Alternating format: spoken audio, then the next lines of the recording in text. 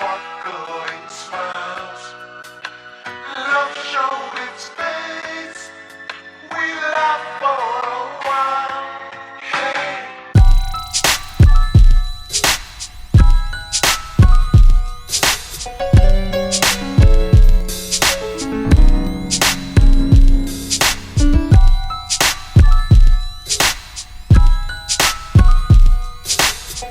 Sveiki Baltijos televizijos žiūrovai, kaip jau tampa įprasta kiekvieno šeštadienio rytą su jumis sveikinusi aš Arūnas Lisenka ir laida Drifting su D1 Sport iš Startline garažo. Šioje laidoje matysite apžvalga apie varžybas Latvijoje, kuriuose dalyvavo D1 Sport komanda, interviu su buvusiu Lietuvos drifto karaliumi Andriumi Čibirka, apsilankysime Startline kompanijoje.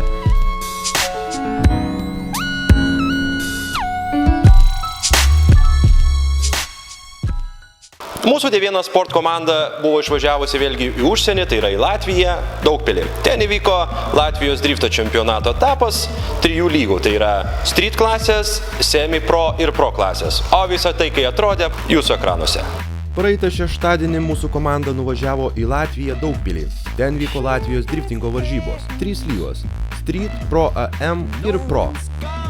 Mūsų komandos pilotas Darius Kepežinskas, vairuojantis dizelinį BMW, dalyvavo Pro AM lygoje, tačiau dėl klaidos jį įrašė į Pro klasę. Jis užėmė tarp geriausiųjų 16 dalyvių 11 vietą. Dėl įvykusios klaidos Darius nerado savęs tarp top 32 Pro AM klasės dalyvių, nes jį užrašė į Pro klasę. Jis po kvalifikacijos išvažiavo namo. Dėl to jam neteko važiuoti porinių važiavimų, nors jo važiavimas buvo vienas iš įspūdingiausių tą dieną. Artūras Ravluškevičius užėmė kvalifikacijoje 9 vietą. Top 32 kovoje prieš BMW jis nugalėjo, tačiau top 16 jis pralaimėjo ir liko sąraše 9 vietoje.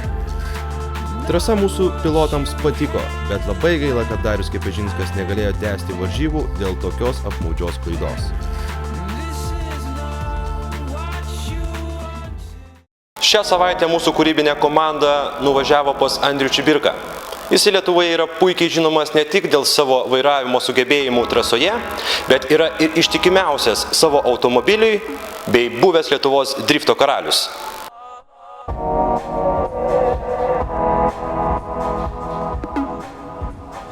Šiandieną mes atvažiavome netoli Kauno esančius Juragius pas Andrių Čibirką į svečius ir mes jį norėtume pakalbėti. Taigi sveikas, Andriu. Labą dieną. Lietuvoje yra priskaičiuojama apie 160 autosporto rūšių, ar ne? Tu pasirinkai driftą. Kodėl pasirinkai driftą vis dėlto? Driftą pasirinkau, tai net nežinau, kaip tiksliai pasakyti, gal dėl pačios sporto šakos tos sudėties, kad ten ne iš kelių grubiai autosporto šakų jinai susideda. Nes anksčiau daug važiavau slalomuose, taip pat ten žiedo visokias treniruotės važiuodavau. Ir kažkaip driftas pasirodė įdomiausias, ta prasme, ne vien adrenalino pojūčių, bet pačių veiksmų, nes kiti gal atrodysiu, kitiem gal atrodo ne taip, bet man atrodo, kad labiau monotoniškas yra tas slalomas ar važiuoti tą žiedą. Aišku, ten ant galimybių ribos, kai važiuoji, tai visas sportas įdomus pasidaro, bet driftas gal, kad, nežinau, net nemoku tiksliai apibūdinti, bet tikrai kartą pabandžius norisi daugiau ir daugiau ir tiesiog tą adrenaliną kažkaip pavyksta išlaikyti ilgai važiuojant. Patinka ir patinka. Ne tai, kad pravažiavai, antrą ratą važiuoji, o atsibodo, trečią ir tai visą laiką kažkaip kitaip, nes mašina visą laiką vienodai neslysta. Gaunasi visą laiką skirtingai. Tai gal dėl to ir šiaip, kad gan palyginus naujas dalykas buvo Lietuvoje, kaip mes buvom dar patys tie jaunuoliai, paaugliai galima sakyti, tas driftas tik atsirado Lietuvoje. Tai iš karto toks kyla klausimas, tas driftas Lietuvoje yra gan jaunas sportas. Kaip atrodė pirmosios tavo treniruotės? Iš ko sėmėsi patirties? Kas sakė, kaip reikia viską daryti? Pirmosios treniruotės taip ir atrodė. Pasidarėm tokią kaip slalomą tarp savų draugų, tarp BMW fanų. Ten buvo visi kaip ir seni vilkai, Andrius Miciūnas, Žygimantas, toks tai po to Pašiai iš senųjų ten draugų, visi ten. Ir mes tiesiog važiuodom ir tas pats Darius Balys dar buvo BMW fanas ir mes važiavom kaip ir slalomą, Giraitį buvom pasidarę. ir vis bandydavo, Darius praslysdavo, tai dar kažkuris ir po to iš to slalomo gaudavosi, mes visą laiką damušinėdavom padangas po vadinamo slalomo. Ten kažkuris kažką užimdavo, geresnį laiką parodydavom ir taip toliau. Ir taip gavosi, vis pastreniruojam, padriftinam, po to kaip ir buvo pirmosios lyg varžybos, aš neatsimenu, bazėj Kaune. Ar po Drago, ar kaip ten darė, bet jau tiksliai nepasakysiu. Ir tada nuėjom pažiūrėti visi. Bet pats driftas, jau tada pradėjau kabinti visus, tik tai dar nežinom kaip, nuo ko. Tai pradėjau mokytis grinai iš savų draugų, šiek tiek palaukiau, kol jie pradės važiuoti, nes aš čiut vėliau, gal po metų pradėjau, tai vadinant drifting, bet viskas yra nuo BMW fanų ir nuo tų senų visų draugų, kurie buvo BMW fan klube visi.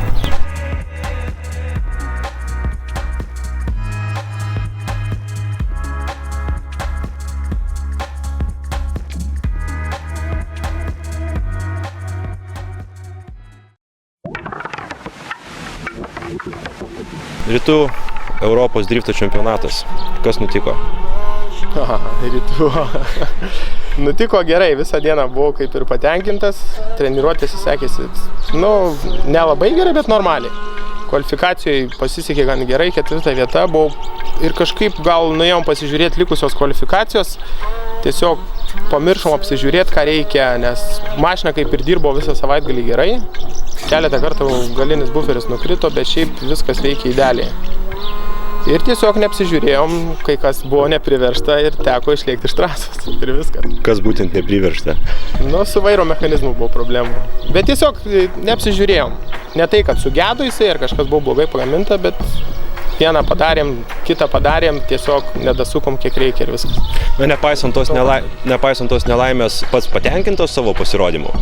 Jeigu ne ta nelaimė? Jei ne ta nelaimė, tikrai patenkintas, nes šiaip nesitikėjau kvalifikacijų tikrai tai pasirodyt, galvojau gal bus 10-16 vieta tam tarpe.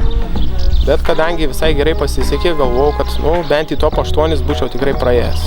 O po to, kaip būtų Dievas davęs, nes gal būtume susitikę su Mantu, gal dar su kuo. Bet, gavosi kaip gavosi. Išlėkiau, aišku, buvo nervai ten ir taip toliau po to, bet, ką darysi. Kaip sakau, sugrįžtam, vis dar tos tokios traumos, čia, aišku, pats nesusidžiaudžiau, viskas gerai, bet gaila mašinos, visko, bet gal, tarkim, būsiu kačerginiai kitais metais dar stipresnis, nes netiek bijosiu, nesusižalojau, viskas gerai. Ir kažkaip net po to atrodytų būčiau iškart važiavęs, jeigu būčiau galėjęs, bet taip jau neišėjo, nes sulūžo daugiau negu galėjom pataisyti per tą laiką. Norėčiau dar, kad pakomentuotum tokį dalyką. Ar tai yra fenomenas, ar kas? Stipriausi Lietuvos drifteriai, kad ir kaip ten bebūtų, pagal sąrašą oficialų yra kauniečiai. Kaip manai, kodėl? Netgi nežinau. Yra stiprių tikrai ir vilniečių, kaip ir Evaldas Kovalenka, kuris buvo drifto karalius, ir kitų yra tikrai, kas moka važiuoti. Tik tai gal kauniečiai mes kažkaip gal nepasakysiu, tikrai daug kas yra iš BMW fanų kilę, kurie tas mūsų būdavo anksčiau stilius ir važiavimo stilius mūsų skirdavosi, nes Andrius Miciūnas visada akcentuodavo ne tai, kad ten bebaimį važiavimą ar kažką, bet mes tiesiog stengdavomės būti arti, su ten kiek įmanoma, negaili technikos, kad būtų ir pačiam gražu, ir žiūrovui būtų įdomu. O dėl tų, kad Kauno, gal tiesiog mums taip sekasi, ar Vilniečiai, neskau, kad Vilniečiai bijo mūsų ar kažką, bet nežinau, mums pavyksta. O kad Kaunui sekasi, tai mano to tik tai džiugu. Vėlgi, kaip ir nekeista, šiais metais būtent D1 sportas organizuoja tuos iššūkius, ar ne, ir pasirinko tokią strategiją, skirtingose miestuose, skirtingos trasos, naujos trasos. Ar tai džiugina drifterius? Taip, būtent naujos trasos mane labai džiugina. Aišku, norėtųsi gal, kad jos būtų šiek tiek greitesnės, bet reikia džiaugtis tuo, kad turim ir važiuoti ten, kur yra galimybė Lietuvoje, nes į užsienį žymiai brangiau kainuoja išvažiuoti ir dalyvauti ir taip toliau. Ir naujos trasos tikrai patiko. Alytui patiko, kad labai daug žmonių atėjo, palaiko visi patenkinti. Aišku, Vilniui buvo nauja trasa Kaukarožietė, gal galėjo būti šiek tiek greitesnė, bet sakau, važiuoti reikia ten, kur yra galimybė ir ten, kur yra, ta prasme, sukurta trasa visur važiuoti. O kad kuo daugiau naujų trasų, tai aš pilnai už tai tik tai esu abiem iškeltom rankom už, kad kuo jų daugiau būtų. Vėlgi prieš porą metų cituoju tavo žodžius. Išsitreniruoji, įveiki tą posūkį ir jis jau nebeįdomus. Ar tai tiesa? Taip. Ir būtent taip ir gaunasi, kad tos pačios senos aikštelės, kuriuose grubiai kitokių nebūtinai ten ar Vilniuje, ar Kaune, kurios būdavo bet kur. Jeigu monotoniškai važiuoji treniruotis, ištisai, tu ten praslysti ir tiesiog, nelieka to vadinamo kaifo ir viskas. Praslysti, viskas gerai, bet ta prasme, kuo posūkis sudėtingesnis, ar kuo jisai yra nebūtinai sudėtingesnis, ar greitesnis, tu jį turi daugiau šlifuoti. Nes, pavyzdžiui, mes visus metus važiavom, kažkaip anksčiau važiuodom aikštelės ir paskui atsirado tas EDC Kačerginėje jau pirmais metais, kai vyko, jau buvo prieš eismą tas pirmas posūkis ir jis jau buvo greitas, ten 160 būdavo ant pasistatymo greitis, tai jau būdavo sunku. Tiesiog reiktų gal tą lygį vis nebūtinai, kad iš karto užkelt, bet galima jį pakelt su stipresne trasa, paskui vėl pažemint, bet nedaryti taip, kad visą laiką važiuoti aikštelės ir po to mums sunku konkuruoti su stipriom mašinom, kurios važiuoja tik greitose trasose ir jau jie tiesiog to nebijo, kurie atvažiuoja ten su dideliais rėmėjais ir su stipriom komandom. Mums reikia važiuoti visur, visokiam lygiai. Ir aikštelėje, ir greitoji tikrai būtų įdomiau. Na ir artėjom jau kaip ir interviu pabaigą ir pabaigoje tuomet visų žiūrovų lauktas klausimas, nes jie dalyvavo, atsakinėjo jį. Ir, visų pirma, mes uždavėm žiūrovams klausimą, koks buvo pirmasis sportinis Andriaus Čibirkos automobilis. Ir tiesiog gal gali dar trumpą istoriją papasakoti ir kodėl vis dar jisai stovi čia mums už nugaros. Tokia trumpa istorija, kaip ir keletą tų tokio stiliaus automobilių turėjau prieš tai, vadinamų chuligankių senųjų iš tų E30 modelių. Ir kažkaip ieškojau tos sau, kuris liktų ten vieną, kaip jaunas buvau, kitą pardaviau dar mokyklos baigimo laikais. Ir tiesiog ilgą laiką nesuradus, aišku, ieškojau iš užsienio, norėjusi kuo mažiau važiavusio, kuo tvarkingesnio, kai visi visada tikisi gauti. Bet suradom per skelbimus labai senai, netgi jau sumeluot, bet man atrodo 10 ar 11 metų atgal Jurbarke buvo ta mašina, kažkaip nuvažiavom, nupirkom.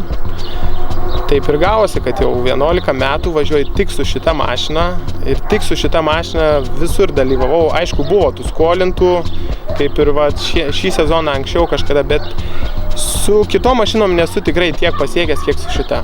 Su šita, sakau, baigiau mokyklą ir vos ne kaip su žmona apsiženijau, jau 11 metų turiu šitą automobilį.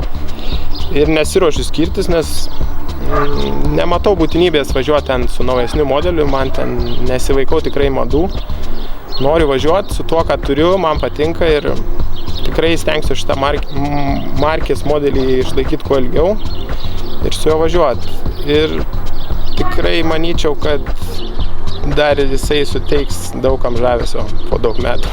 Tai jeigu taip tiksliai atsakant, tavo pirmasis sportinis automobilis, modelis, variklis ir spalva? Pirmasis sportinis automobilis tai ir buvo šita BMW chuligankė, vadinama, 87 metų gamybos, buvo juoda, modelis buvo 325, su apdaila ta vadinama, pirma M-Technik ir 325 variklis buvo standartinis su išmetimo sistema patobulinta tuningo firmos kažkokios AC Schnitzer ar kažkas tokio ten iš Vokietijos. Ir nuo to pradėjom po truputį tobulinti. Tai dabar šitoj mašinai yra jau grubiai 4. ar tai 5. variklis, tiksliai nesuskaičiuosiu. Ir jau jinai yra stipriai patobulėjus nuo to, kas buvo tais laikais prieš 11 metų ir kai buvo pirkta Jurbarke, gimtam savo mieste. Kaip sakoma, tavo čia ir yra tas pirmasis automobilis. Taip. O aš norėčiau žiūrovams pasakyti, kad jūsų atsakymų teisingų buvo tikrai labai daug ir tiesiog su kūrybinė grupe atrinksime burtų keliu, kas laimėjo ir būtinai su laimėjusiu susisieksime ir net šiandieną jau galėsite nueiti į mūsų drifto renginį. O aš norėčiau padėkoti, Andriau, tau tikrai už išsamų gerą pokalbį, tai linkiu tau sėkmės ir toliau puoselėti savo automobilį. Gerai, dėkojam. Visą.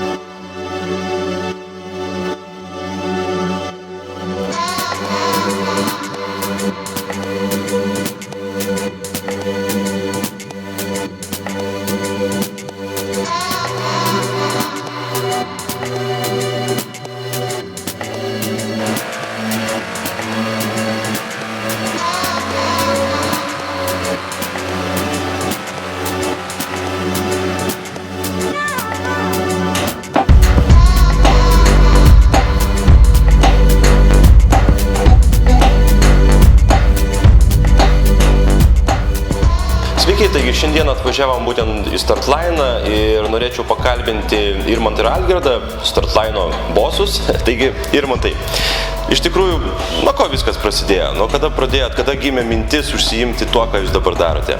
Prasidėjo domėjimasis automobiliais, tiek kolega, tiek aš domėjomės pačiai, kai iš ko jie padaryti, kaip jie veikia. Po to, kai atsirado elektroninės įpurškimo sistemos, ypatingai didelis susidomėjimas kilo pačiu reguliavimu iš programinės pusės. Tai va, o Startline'as prasidėjo nuo tada, mintis kilo, kai susipažinau su kolega Algirdu. Buvau pasiprogramavęs savo pirmąjį BMW, kurį ilgai programavau, siekiau ten rezultato kažkokio nepažabojimo ir tiesiog susprogo kolektorius važiuojant į kalną pilnu pajėgumu gazuojant. Ir paskambinau savo kolegui, draugui, sako, atvažiuok, aš servisą dirbu, sutaisysiu. Ir atvažiavau į tą servisą, susipažinau su Algirdu. 10 minučių pokalbio, po 10 minučių pokalbio praktiškai gimė Startline ir tais metais mes pradėjome viskas. Ar sunku buvo pradėti tiesiog dirbti? Labai sunku, nes reikėjo didelių investicijų, kurių praktiškai nebuvo. Įrangos, kuri kainuoja daug tūkstančių eurų ir po šiai dienai nesibaigė tie pirkimai, o tas labai apsunkina viską. Teko dirbti ir užsienyje ir kad tą pirmuosius tos prietaisus įsigyti, tai kolega jau pradėjo veiklą, jau buvo tas Startline'as kaip vardas ir jau dirbo Lietuvoje jisai ir po to kažkaip viskas automatiškai vyko, nes tai buvo pomėgis.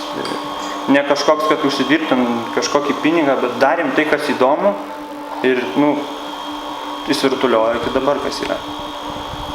Norėčiau Algirdo paklausti. Algirdai, jūsų tikrai tai, ką darote, tai yra labai specifinė sritis, ar ne? Pagreitinat automobilius. Na, realiai, pats, kodėl susidomėjai būtent šitą sritimi ir dabar ką, būtent tuom ir užsiminėjai? Kodėl būtent tokia veikla, tokia specifinė? Visų pirma, labą dieną. Automobilizmas buvo mano hobis jau nuo jaunų dienų, nuo 14-15 metų pradėjau domėtis automobilizmu. Dirbau servisuose tam tikruose, bet iš visos automobilio sandūros man buvo įdomiausias tik motoras. Kaip padidinti jo galingumą, padaryti jį greitesniu, galingesniu ir tai patapo mano hobi. Domėjausi, vėliau hobis pavirto į darbą. Algirdai, toks sekantis klausimas. Tarkim, nusipirkau automobilį ir esu nepatenkintas taip, kaip jisai traukia. Na, ir susirandu jūs ir būtent ką jūs darytumėt? Nuo ko pradėtumėt šiek tiek tobulinti? Pradėčiau netobulinti, o pradėčiau paklausti, kokį automobilį jūs nusipirkote. Galbūt netinkamas, tai automobilis iš vis tobulinimui yra. O kokie automobiliai, yra tinkami tobulinimui? Tobulinimui yra tinkami automobiliai, kurie turi priverstinį oro įpūtimą, tai yra turbo kompresorių, tada galima juos tobulinti lengviau negu atmosferinius variklius, tai yra be turbo kompresoriaus. Esant priverstiniui oro įpūtimui, mes galim padidinti oro kiekį labai lengvai įpučiamą į motorą, tuo pasieksime didesnį mišinio kiekį sudeginamą cilindruose, tuo pasekoje gausis didesnis automobilio galingumas. Tai Algirdai, atėjom į jūsų darbinę zoną, ar ne? Ir stovim ant tokio tikrai įdomaus daikto, tai čia kaip tas stendas vadinamas, ar ne? Papasakok dabar, ką jūs su juo veikiat ir būtent kam jis yra reikalingas jums. Tai yra ne kažkoks daiktas, tai yra tikrai galios matavimo stendas. Mes juo matuojame automobilių galingumą. Tai yra vokiškas daiktas. Praėjom ne vieną stendą, išbandėm, įsirinkom finalę mūsų manimų geriausią. Tai yra vokiečių gamybos Maga LPS 3000, ką beje naudoja vokiečių automobilių gamintojai tokie kaip Volkswagen, Audi grupė. Dėl to rinkomės mes šį produktą. Supratau, iš tikrųjų labai įdomus daiktas čia priekį irgi stovi. Kam jis yra reikalingas ir naudojamas? Čia yra priverstinis automobilio oro aušinimas. Automobilio aušinimas. Tiesiog, kad automobilis galėtų išvystyti pilną galingumą. Nes kitu atveju beje automobilis užkaistų, paimamas oras taipogi užkaistų ir nieko neišeitų pamatuoti. Ypač kalba eina apie galingus automobilius. Tarkim, būtent dabar mes matome Andriaus Vasiliausko automobilis stovi čia pas jūs ir šiandien matavote jo galę, ar ne? Ar yra skirtumas, tarkim, tarp standartinio automobilio, kurį, na, irgi tobulinate, ir tarp sportinio automobilio, pati specifika skiriasi, tvirtinimo, sukimo, galios matavimo? Be abejo skiriasi, smarkiai skiriasi. Automobilis, kada išvysto tokį galingumą kaip šis, jį reikia atitinkamai ir matuoti, pritvirtinti, kad nebūtų jokių ratų prabuksavimų. Turi būti, kaip minėjau, atitinkamas aušinimas, kitaip nepamatuosim pilno galingumo niekada. O standartinis, jisai nei jam ten tokio kaitimo nėra, nei tokios jėgos, kuri prasuktų ratus ant volų. Ir ten viskas paprasčiau. Nereikia nei tempinėti taip smarkiai žvėriškai, nei padangų supurškinėti specialiais skysčiais, kad jos pataptų minkštesnės. Tai vat būtent nuo ko prasideda pats darbas, kada norit pamatuoti galią? Na, automatiškai užvažiuoti ant stendo ir kas tada prasideda? Tada prasideda elementaru tvirtinimas automobilio, kaip jau matėte, ir testavimas atitinkamai pagal jo galingumą. Na dabar apie rezultatus gal pašnekėti, tai čia matome tokį ekraną, ar ne? Irmantas šalia ekrano stovi. Na Irmantai, dabar čia yra Andriaus Vasiliausko rezultatai. Čia yra daug kreivių, kuriuo aš visiškai nieko nesuprantu. Ar gali maždaug papasakoti, ką mes čia dabar matome? Čia matome matavimo rezultatus, matome sukimo momentą, tai čia viskas parašyta pas mus, daug kas nesupranta, bet skaičiai visi parodyti dešinėje maksimalus, prie kiek RPM, koks galingumas, koks sukimo momentas, prie kiek greičio ir taip toliau. Taipogi yra kreivė matavimų, koks galingumas yra ratuose, koks yra aktualus motoro galingumas ir kiek prarandame mes transmisijoje galios, nes kad ir kiek galios bebūtų automobilyje, daug suryja tos visos transmisija, patys ratai ir taip toliau ir visi šitie mazgai. Tai būtent dabar šitos rezultatus, kuriuos žiūrim, tai kiek po Vilnių čia tų arklių yra? Čia yra 560 kol kas. 560, ar ne? Jo, maksimalus rezultatas. Aš norėjau akcentuoti vieną dalyką. Štai punktyrinė linija pažymėtas matavimas prieš tai. Mėlynos spalvos. Tiesiog neįjungus ventiliacijos stendo matavimo metu. Tai įjungus ventiliaciją atsirado papildomų 60 arklio galių. Tai vat, ką norėjau akcentuoti, ant kiek yra svarbu aušinimas. Tai matavimo metu. Kitiems pavyzdžiui nereikia išvis, tai teigia, kad neaktualu. Kiek teko čia ant šito stendo daugiausiai išsukti arklio galių, ar atsimeni? Tai daugiausiai arklio galių, tai vat, tiek ir teko įsukti, kiek čia dabar matome. Būtent Andriaus Vasiliausko? Jo. Ir jau kaip tampa įprasta mūsų laidos pabaigoje, norėtumėm kreiptis į jūs ir užduoti jums klausimą. Koks yra Igno Daunoravičiaus sportinio automobilio galingumas arklio galiomis? Savo teisingus atsakymus galite siųsti į D1 Sport Facebooko paskyrą. Aš norėčiau su visais atsisveikinti ir palinkėti gero šeštadienio ryto. Susitiksime lygiai po savaitės tuo pačiu metu.